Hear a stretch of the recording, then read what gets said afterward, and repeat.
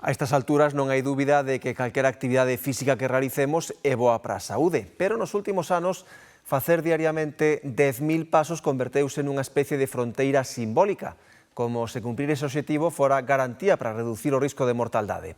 Pois ben, os expertos son máis cautos con ese dato. Un estudo recente concluiu que mesmo facendo menos da metade, xa estamos obtendo un beneficio importante para a nosa saúde. O mito dos 10.000 pasos remontase a mediados da década dos 60, unha campaña publicitaria para vender podómetros coincidindo coa celebración dos Xogos Olímpicos de Tokio, cun nome que en xaponés significa precisamente 10.000 pasos, fixo que se asociara esa cifra a un estado saudable.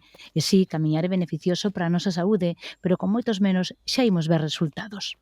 Todo que a actividade física, moverse, non? Dai eses 10.000 pasos nos vai aportar sempre beneficios. Beneficios tanto a nivel físico, todo que sexa movimento vai ser óptimo, a nivel físico e a nivel mental tamén, non? E se pode ser nun entorno natural como no que estamos agora, pois moito máis maravilloso.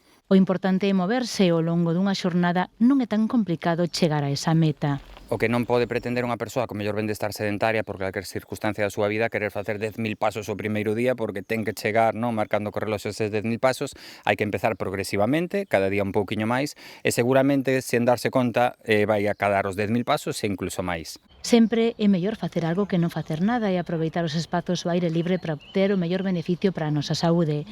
Chova ou vaia sol, esta imaxe de xente paseando é habitual en calquera recuncho. Ao longo dunha xornada, procurar facer 10.000 pasos é un pouco máis viable que facelos de súpeto, entón aí está a clave, non? En poder regular durante o día, adecuada ás miñas circunstancias, facer esos 10.000 pasos en total pode ser unha moi boa referencia.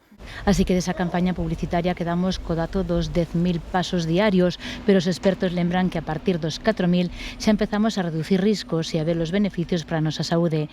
En malia que a cifra variou nestes últimos anos, o importante é recordar que camiñar, sen dúbida, é saúde.